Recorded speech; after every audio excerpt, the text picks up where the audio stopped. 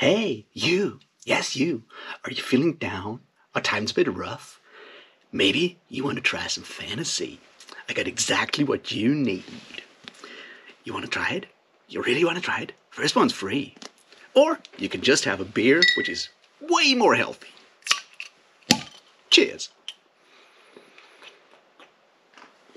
Welcome back, everybody, to me talking about books and book-adjacent things. And today we'll not be talking about the Wheel of Time, or maybe we'll be mostly talking about escapism and what it is and what it does and all the problems I have with escapism, or don't have. So settle down, get yourself a beer or something else, and let's escape from this hellhole that we call a planet. And the way we'll be doing this is in 4 stages. Stage 1, we'll talk about what is escapism. Second part will be, why do people want to escape? Part 3 is all fiction escapism? And part 4 will be, well, the responsibilities that come with talking about books or fiction online as what we might call, booktuber, book talker, book facer, bookstagrammers, bookfluencers. And the fact that the word flu is in there might be a clue. Anyway, that's the plan. And yeah, well, let's get started, shall we? Part 1. What is escapism? Well, we all use the word escapism, but it, pays to have a look what it actually is, what it could be, and so forth. So escapism, if you look at the word, comes from escape. And what the word escape comes from is like getting out of your cape. Escape. It's a thing that comes back from the Romans when people, grabbed someone by the cape and you just drop it and run away like hell. So it is about escaping. It is about leaving a place or leaving a situation that you don't like. So that's the fundamentals. I guess you didn't know that, but I found the cape thing really funny. Anyway, let's talk about different forms of escapism. There are a lot of those, and I think it makes sense to look at 2 fundamental differences here. Because the question is what kind of situations do we want to escape? Is it an immediate thing? Something rough has happened, you've lost a loved one, you got kicked out of your job. There's a ton of short-term things that really fuck you up, and you decide to just, go away for a while in your head. And that, I think, is the important part. Escapism, as we use it today, is about mental distress. It's about psychological stress. It's about the pain of the soul, mostly. And there's a bunch of options out there. One option is, of course, drugs. Yes, you can just, dull your senses for a while by drinking alcohol, taking all kinds of chemical stuff, taking official medications. In a way, pain medication is exactly that. You have a pain somewhere, and you go to the doctor, and he sells you, I don't know, OxyContin or something like that. And it takes away the pain. And that's one way of seeing that. And, alcohol and certain other drugs are certainly one way of escaping. Then there are non-drug ways of escaping, going to a party and not taking drugs, going to a concert, these kind of events, going to a sports event. The general moment where you just leave all your brain behind and enjoy something in the moment, that's a way of escaping. And then there's other ways of doing that. For example, if you have enough money, you can just go and buy shit. It will feel you good for a moment, because one important part here is that when we try to escape, it's often because we have that feeling that we are out of control, that the world is taking one out of us, on us, and we can't do anything about it. But buying shit gives us, well, at least the illusion of control and agency. So buying is another option if you have enough money, and so forth. So I guess we've looked at a bunch of options of how to escape. So let's go back to the question of short-term and long-term escapism, because that's kind of where things get tricky. Because, if you break your arm and you get some painkillers for that, and then you stop taking those painkillers because the arm is healed, that's a short-term solution. If you have a rough night and you get drunk, and then you survive the hangover, and, well, then you stop drinking heavily, that's fine.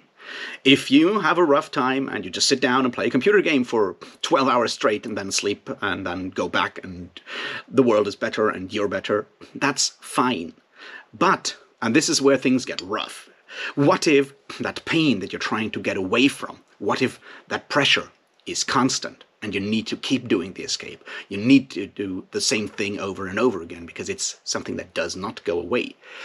What about that? And what do you do then? Which brings us to part 2. Why escape? And there's a bunch of reasons. See, once again, there's all these short-term things. If you look at history, a lot of times people go to war, for example, they fight a battle, and afterwards soldiers get hammered. They just get, like, completely wasted and do all kinds of dumb things. Because, you know, killing people is hard on the soul, so you do something about it. For example, so escapism goes back a long way, and there are a lot of these short-term things, but there's also other situations. See, if you're a marginalized person, if you're a woman under patriarchy, if you have a disability, if you have a different skin color than white, if you have a different gender expression, if you're a gender performance, if you have a different sexual orientation, there's a ton of things that might put you on the margins of society. And being on the margins of society is never fun. It always comes with extra costs for all of us. And sometimes you might just feel the urge to, well, blow off that pressure by going somewhere else where you don't have to face that constant pressure, those constant, dare I say, microaggressions. So that's something that has always been there. So when you look at, for example, why for a long time, you know, stuff like literature was seen as, or often marketed towards women. Maybe that's because, well, women had a really shit time under even heavier patriarchy than today, for example. So there's that form. And then we have to ask the question, what about capitalism? Well, I'm glad you asked, because if you look at, you know, the topic of escapism, it comes up more and more every day. Whether it's, you know, opioid epidemics, or a lot of alcoholism, drug problems, whether it's our more and more reliance on, you know, the media and so forth. There's apparently a need for escapism out there, and it has grown more and more over the last centuries. Anyway, so where's that coming from? Well, see, the way the world works is that we as people, we like to do shit. We like to do stuff and have some form of control, which is why, you know, crafting is such a rewarding thing. And yes, doing crafting as a hobby is, well, also escapism. But it goes to something. Making something, creating something, putting something out there, giving meaning to something that we do with our hands is rewarding. It's very much what we as humans want to do. Now, if you look at the way the world works under industrialization, industrial capitalism, and so forth, that's not how our lives work anymore. We go, and our, you know, production processes are chopped up into ever smaller bits and pieces where we don't do something that we, you know, would do if we had our ways. Instead, we do one thing 10,000 times every day, if we're, you know, on an assembly line, for example, or we just do other meaningless things. Read David Graeber's Bullshit Jobs if you want to know more about that. But that, you know, goes all the way back to Marx and the idea of alienation. We as workers, well, not me, I don't work, but, you know, humans, we suffer if we don't do something that gives meaning to our lives. So capitalism has already raised that constant background pain, that constant background pressure that we don't know why we're doing all of this, except for money. So we need to use that money to, well, survive, and if we have something spare, maybe to reduce that background pain. Because we're talking about long-term pressure here that leads to long-term escapism. Well, enter neoliberalism, because it sucks. See, neoliberalism is one part, or neoliberal capitalism is something that comes from the 1960s onwards, 50s, 60s onwards, and really gets started in the 80s. And what it does, it is, well, if you follow David Harvey, it does reintroduce class difference and reinstates class power after a more like social democratic, almost democratic socialist kind of era of, you know, the 1930s, 40s, 50s, and so forth. It takes that away by reinstating class power of the incredibly rich people. If you look at the data, that kind of is exactly what happens. The rich get richer, the poor get poorer, that gap goes further and further away, and it leads to more and more uncertainty, right? Because jobs are no longer secure. You have no guarantee to work in the same factory for the next 30 years if you're a worker. You don't have any guarantees at this point. The gig economy, all of that stuff comes in that. And that leads to more uncertainty and more insecurity and more fear, and raises the level of background pain that we need to, well, get through by doing escapism, by taking drugs, by reading books, by watching movies, by jerking off, I don't know, all of these things, which is not good. Now, the other problem is, of course, that with neoliberalism, everything becomes vague and falls apart. Neoliberalism on its own causes a lot of problems. The question is, like, what do you do to solve those? And the answer that a lot of people found is neoconservatism, which is we pair our neoliberal capitalism with authoritarianism and a very rigid moral code that goes back to the 1930s as imagined by some right-wing nutjobs nowadays. And that's a problem because, well, it shuts off a lot of people who have moved on beyond those moral codes from back in the day, and they don't fall under the accepted norms of that new trend in society.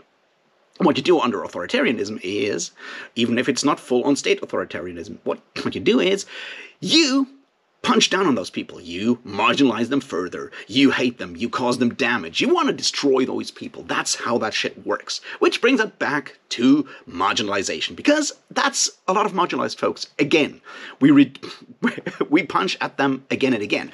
It's exactly what happens in the culture wars. It raises that pressure because on the one hand, the people that are part of the, well, privileged classes, so to speak, almost privileged classes, by which I mean, you know, white folks that still don't get to have like secure jobs and shit like that, but they still, you know, feel sort of that nothing is okay because of, well, neoliberalism and insecurities and so forth. But neoconservatism kind of points them during the culture wars in a very specific direction, which is not the one it should point them at, but the other one. So they feel insecure and they have an enemy, which is marginalized folks. Marginalized folks are already under a lot of pressure because they're marginalized. And now everyone hates them even more because that's kind of where the things are going. So they have also a need, or an even stronger need, for escapism, which is sort of where we find ourselves now. And what that leads to when we talk about escapism, especially with one specific form of escapism, because we're not here to talk about opioids all day, is entertainment, which is luckily something that we have and that can give us that quick reprieve or that long reprieve from all the suffering, which is part 3. Is all fiction and entertainment escapism? And the answer is yes and. Because all fiction, all entertainment can be escapist.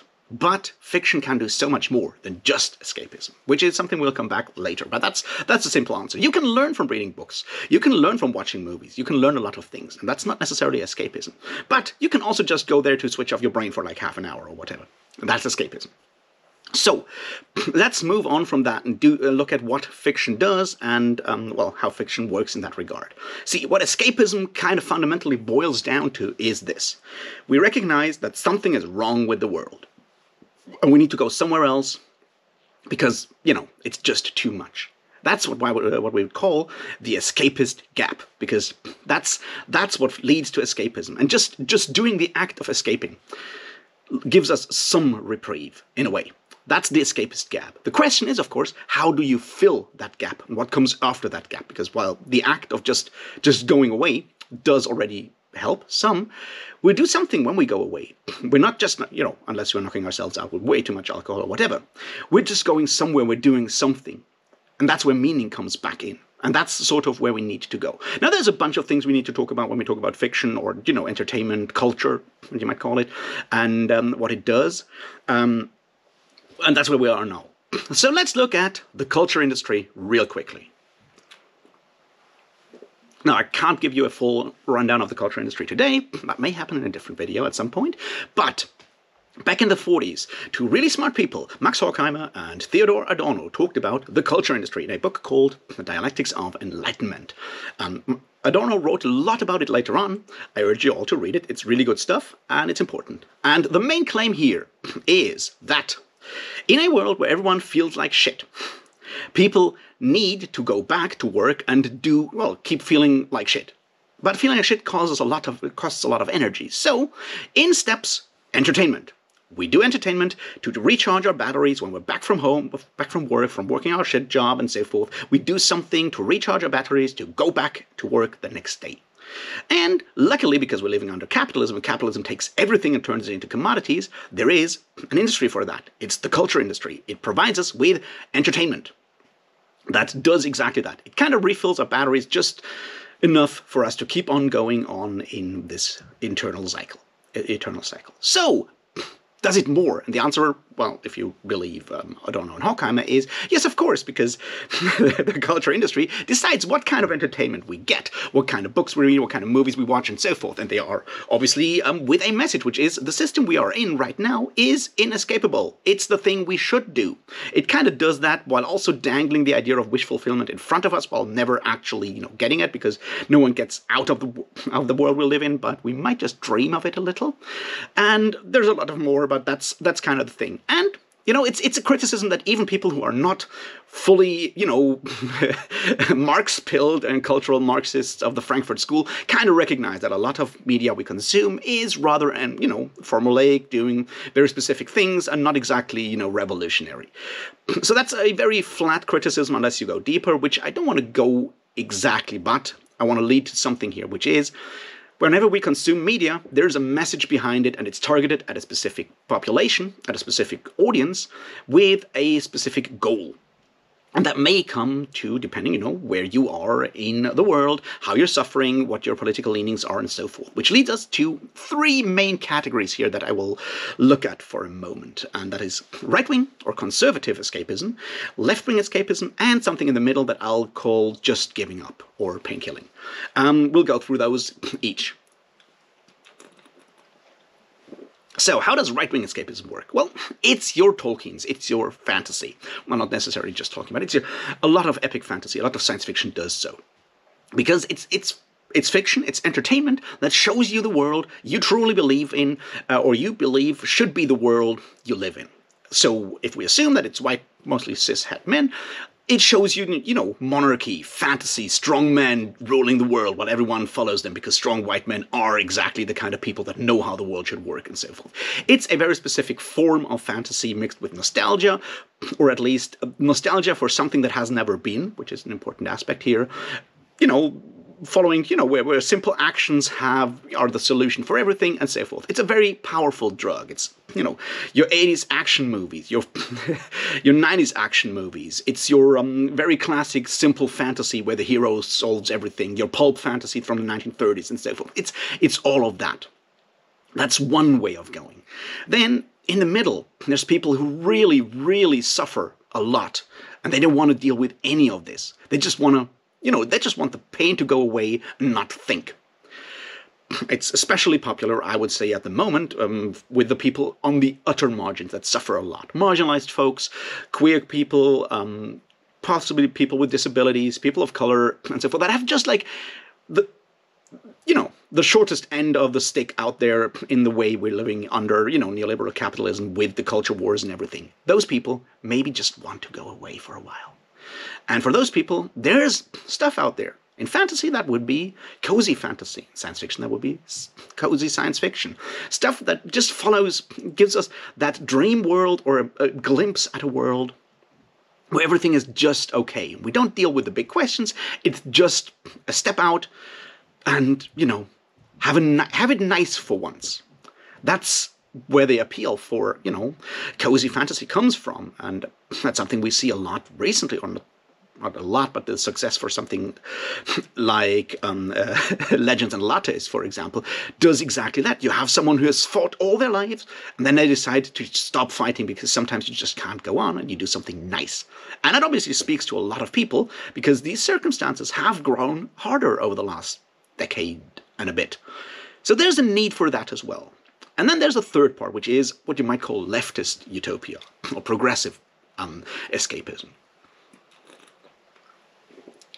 See, in the left, there's sort of a problem, which is we all recognize that the world is fucked, but some people just want to go back to something they imagine has existed, some people just want to go away, and some people think that's giving up the fight, and we need to actually change the world to a better place, which makes it really hard for a lot of leftists to accept escapism as something real and not look down on the people that go for escapism instead of throwing rocks at people, which, I get it, but it kind of drops the idea of, taking it seriously, taking that need for escape seriously. However, there's one form of escapism that seems to be accepted with a lot of progressive people, and that is utopia. It is political, well, not necessarily political science fiction. It is books that describe a better world. They may not necessarily explain how to get to that better world, but they build better worlds that we can look at and then figure out how to get there. They show alternatives. They show us different ways of living. And those are tendentially accepted by a lot of leftists. That's the progressive way of escaping. It's like dreaming of better worlds and dreaming up new worlds, not old worlds that we believe may have been better. So these are the three main forms of escapism that I would recognize in fiction at the moment. All three of those are similar or are the same in one part, which is everyone recognizes that the world is kind of shit right now and we should go somewhere else. We just disagree on where. And no matter how much you will think that, giving up is weak or whatever, we should recognize that there is a genuine need for us to right now sometimes just go somewhere. The need for the escapist gap is there and has to be taken seriously. Now the question is, now that we've realized that fiction does in fact offer escapism, what about the people that talk about fiction and talk about escapism? Are there responsibilities with all of this? Which brings us to part 4. The responsibilities of bookfluencers, or we're all pushers, basically. See, when we talk about books on the internet, we talk to an audience that is potentially interested in these books. The question is, why are these people interested in books? Why are we interested in books?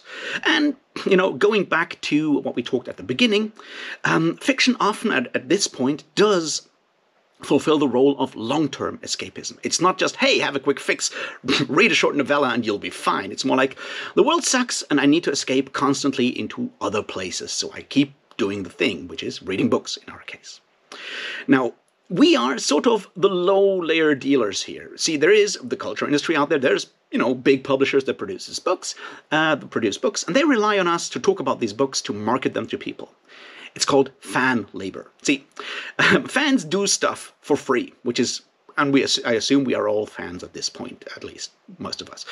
And we're doing this for free, or at least for very little. But we create money for people that, write those books, if it's self-published, but mostly people that produce these books when we're talking about conventionally published books. And that's sort of what we do. But we're also selling something to people, something that can be a very strong medicine for the ills of the world here. Which is, with great power comes great responsibility, and we're still being exploited by the publishing industry as booktubers and so forth. Let's not forget that. All we get maybe sometimes is an advanced reading copy, and then we can feel like smugger than anyone else because we've tried it before anyone else. But all we do is go out there and tell people, hey, we've got this new thing that will fix all your problems by just reading another book and dreaming for another day, or 2, or 3. And that's one way of looking at it. There's obviously other ways of looking at it, but when we look at trends and how we talk about books on the internet right now, well, let's look at some of the forms that we have out here when we do Booktube. There is, well, TBRs, but there's also book hauls, where we go and show all the good books that we bought and showcase beautiful books. Now that goes back to the idea of buying as a form and shopping as a form of escapism. We present that for other people to, if they can't afford it themselves, vicariously get some of that, and so forth. But it's one form that very clearly is just escapism and promoting, well, the selling of books for probably just feeling the power of buying a book. Then there's a lot of rankings, a lot of tier rankings, top whatever. We do that for characters, we do that for novels, we do that for tropes, we do that for authors. And you can see these as recommendations, but what do we recommend here? Do we recommend, content, or do we just recommend something for people to, dull the pain for a moment and switch off their brain and go like, wow, this guy's just like me, or this guy is like the guy I really want to have a crush on, and so forth? Is that what we do when we do character tier lists? When we go like, this book has a great romance, we list romances. Are we listing romances because there's something interesting to be said about relationships between humans, or are we selling something which is more like, I wish I had a romance, but I can't, so I'll just read Colleen Hoover, or whatever. Is that what we're doing? And a lot of the way we talk about individually when we make these tier rankings and so forth does not go deeper because the format does not necessarily allow that. And the people watching it probably don't want that either, because all we want is that quick fix that keeps us away from thinking too hard about why the world sucks. And that, I think, is one of the important issues that we have with the way we talk about books these days, when we talk about entertainment these days on the internet. Because we all feel the need for escape. We all feel the need, and we're willing participants in the system that gives us just these books to do these things. And there's a problem, because books, or entertainment in general, fiction, is not just an opioid. It's not just something to dull the pain, because fiction says things. Fictions have meaning. And we can do something with that, because while it may dull the brain and take us away to a different place, it may also open up our imagination at the same time. It may give us options to look at the world, see what's wrong with the world. Oftentimes we already know what's wrong with the world, but it may give us words to actually formulate our thoughts, our vague understanding, our insecurities, of that vague uneasiness of why the world is wrong. It may give us different ways of formulating that, making it clearer, starker, and then acting on it. Or it may just, show us different opportunities of where the world may go. It can do all of these things. It's those wanted themes and the deeper content, the meaning of art. And the way we talk about it, we've kind of lost connection to that, because it's much easier to just go, hey, you want another cool romance with like a really dark, grim man who's really in need of someone who understands them and can maybe fix them? Go read this! Or something like that. We're really good at selling books that way. But when we're selling books that way, we're not changing the world. We're just keeping the problem alive. It's like selling Oxy to someone who has pain instead of, fixing the system where they have to work less, or actually can get off work to actually heal fully before they have to go back and work. But they can't, and so forth. We're exacerbating the problem by just pushing stuff like that. Reading books, or telling people to read books that are just taking away the pain for a moment, that are just giving relief, is not treating the cause. It's treating the symptoms of that general malaise that leads us all into escapism. And that is valid. Sometimes all we need is pain relief, and that's great.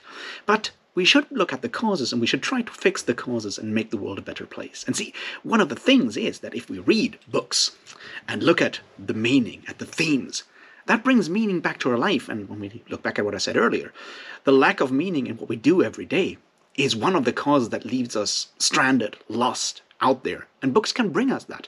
They can make us think. They can make us build, well, at least castles in our mind. It's one of the reasons why so many of us start telling our own tales, writing our own books, and so forth. It's creating something. And that is important. Now, see, we are booktubers. We are bookstagrammers, bookfluencers, let's call it that. And we do have influence. And that means people listen to us. And that means that if we are reading a book and then telling people about that book, we should ask ourselves, why are we reading the book? Why are we enjoying the book?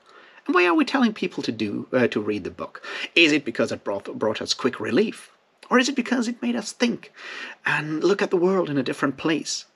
And if we tell people to go and read a book, which books are we telling people to read, and why? And are we telling people to read them because they're quick relief, or because they may change the world?